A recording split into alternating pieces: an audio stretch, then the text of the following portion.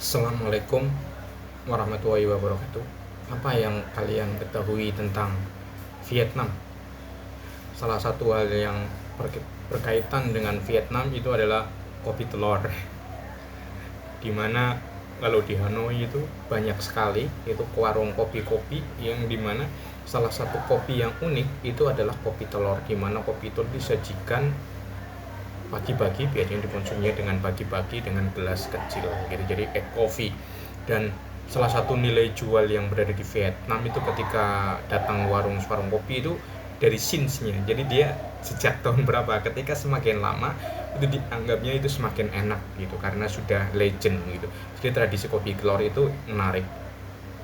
Kemudian selain kopi telur, kalau karena saya pernah berkunjungnya ke Hanoi di Vietnam itu, hampir sebagian orang yang saya kenal di Vietnam, bahkan mungkin sepi 40 ya 50%-an itu namanya Nguyen, Nguyen A, Nguyen B. Jadi kalau fakta unik yang cari di internet itu kan nama-nama mayoritas warga Vietnam itu kan namanya Nguyen gitu. Tapi bukan itu yang akan saya bahas itu. Tapi yang saya bahas itu bagaimana negara seperti Vietnam itu bisa menjadikan perlindungan konsumen itu justru menjadi modal untuk bisa menarik investor besar-besaran dari Cina, dari Amerika, dari berbagai negara untuk berinvestasi di sana. Selain karena memang kenyamanannya apa? Karena nilai mata uang Vietnam itu kan sangatlah rendah ya. Jadi kita warga negara Indonesia kalau datang ke Vietnam itu senang kayak seperti jadi semuanya itu jadi orang kaya. Karena itu istilah menjadi daya tarik, terutama orang Indonesia itu banyak berlibur ke Vietnam karena selain faktor murahnya itu, di samping itu adalah faktor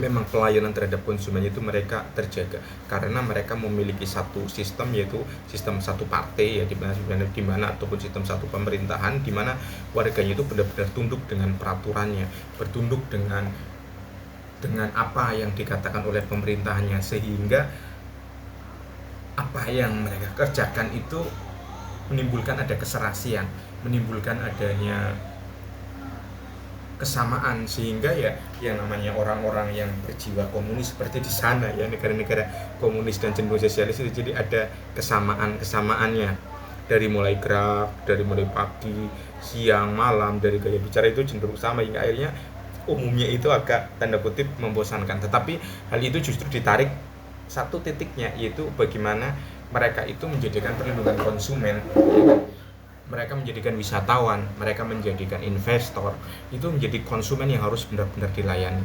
Dengan demikian juga Vietnam itu menjadi negara yang paling cepat beradaptasi dibanding Indonesia ya, selain Singapura tentunya.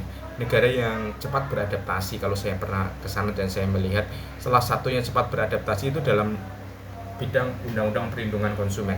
Undang-undang perlindungan konsumen mereka itu yang terbaru yang berkaitan dengan digitalisasi itu dari visi tahun 2023 ya, bulan Juni tanggalnya 20, dan itu menggantikan undang-undang perlindungan konsumen tahun 2010. Jadi ini menunjukkan kerangka pelindungan konsumen yang lebih up to date, kerangka pelindungan konsumen yang lebih valid, kerangka pelindungan konsumen yang lebih komprehensif, karena di situ mengatur bagaimana transaksi konsumen, kemudian mengatur bagaimana dispute resolution, kemudian juga menariknya mereka sudah mengatur tentang cross border e-commerce, karena fokus di dalam undang-undang konsumen yang baru. Mungkin Indonesia perlu ya belajar di sana, melakukan survei dan melakukan kajian, bisa online aja kan, bisa juga, tentang bagaimana adanya undang-undang tersebut. Dalam undang-undang baru yang menjadi core di undang-undang hak-hak konsumen tahun 2003, yang pertama adalah digital dan e-commerce transaction. Di dalam undang-undang tersebut secara jelas itu mengatur tentang digital platform secara jelas apa itu digital platform. Jadi mereka itu mengikat digital platform dengan jelas. Beda dengan Indonesia kan belum ada istilahnya, konsumen itu adalah berkaitan dengan pembeli, padahal itu berkaitan dengan pembeli itu padahal mitra dari digital platform yang nggak diabaikan. Padahal di dalam digital platform itu kan ada dark patterns, ada permainan harga dan lain sebagainya, ada hidden fee, ada ongkir dan lain sebagainya. Jadi digital platform itu diatur dengan jelas, kemudian cyberspace transaksinya itu juga diatur jelas di dalam undang-undang tersebut. Di undang-undang perlindungan konsumen Vietnam itu sangat jelas melarang dengan strict platform ataupun penjual itu melarang untuk melakukan manipulasi, hiding and untruthful displaying customer review. Jadi mereka juga mengatur bagaimana tentang adanya customer review itu diatur dengan jelas, di mana juga ada melarang juga preventing customer for deleting install software. Jadi yang adanya software yang berimpact kepada penjualan produk gitu. Jadi bagaimana digital customer itu benar-benar dilindungi dan diatur, dan upaya perlindungan konsumennya juga akan lebih terarah, akan lebih fokus di situ. Kemudian di dalam undang-undang perlindungan hak konsumen yang belajar dari Vietnam itu mengatur tentang vulnerable consumer. Kita tahu bahwa anak-anak, perempuan, orang tua yang gaptek itu perlu dilindungi. Terus konsumen-konsumen yang sakit seperti yang di rumah sakit, yang memiliki penyakit, itu juga harus dilindungi. Jadi proteksi terhadap mereka itu sangat didorong dan sangat perlu dilindungi. Kemudian ada hal yang menarik itu berkenaan dispute resolution. Kalau berkaitan dengan dispute resolution, kalau dalam undang-undang perlindungan konsumen yang di Vietnam itu bisa menyelesaikan kasus komplain itu selama 7 hari dan itu berlangsung dengan cepat. Kemudian ada sustainable consumption, itu juga mendorong itu agar bisnis menerapkan standar lingkungan yang tinggi dan mendorong agar produk-produknya itu ramah lingkungan. Dan juga pemerintah melalui sustainable consumption itu juga mendorong agar munculnya sustainable customer, di mana mereka agar belanjanya tidak terlalu boros, tidak terlalu membuang barang dan lain sebagainya.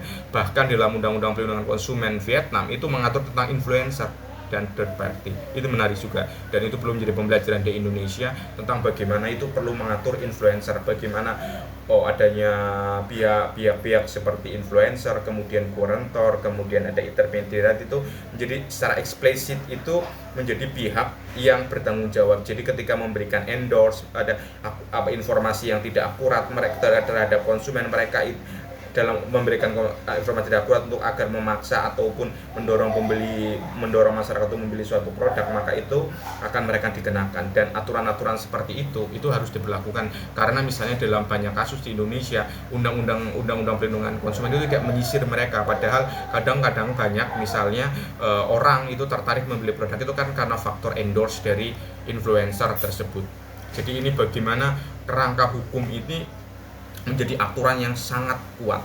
Bagaimana dengan pelaku usaha? Ini menarik kalau dalam bagi industri atau perusahaan. Kalau ketika kita bicara di Vietnam, maka di situ ada larangan praktek menyesatkan yang tadi manipulasi dan lain sebagainya, itu kan dilarang keras. Informasi yang tidak palsu, yang palsu, tidak akurat, menyesatkan, yang akhirnya membuat karakteristik barang dan jasa itu semakin lemah, dan akhirnya karena hanya untuk mengandalkan faktor daya meningkatkan penjualan.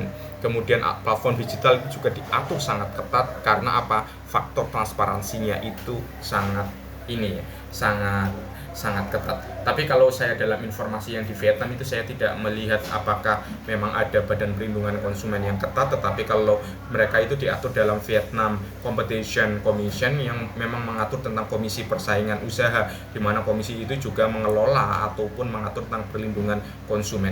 Jadi di Vietnam itu secara basis itu kan sudah lebih baik, dan karena mereka itu kan menunjukkan bagaimana ketika mereka mentreat konsumen itu mendorong atau perbaikan dalam perlindungan konsumen, mereka juga akan berpikir bagaimana caranya kita bisa juga untuk mendorong munculnya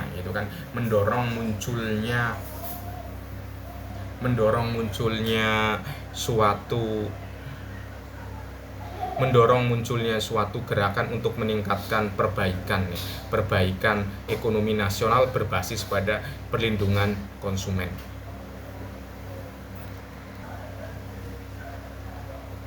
Dengan demikian, ketika kita bisa melindungi konsumen, maka kita juga bisa akan menarik investor sebanyak-banyaknya. Kita juga akan melindungi pelaku usaha, kita juga akan mewujudkan ekonomi yang berkeadilan. Saya kira menarik. Jadi awal untuk memperbaiki perekonomian Indonesia ke depan adalah dengan cara meningkatkan kepedulian kita kepada konsumen, dengan cara melindungi konsumen, membuat produk sebaik-baiknya, dan memberikan pelayanan sebaik-baiknya. Saya kira itu aja bagaimana kita belajar dengan Vietnam berkaitan dengan perlindungan konsumen. Terima kasih banyak. Assalamualaikum warahmatullahi wabarakatuh.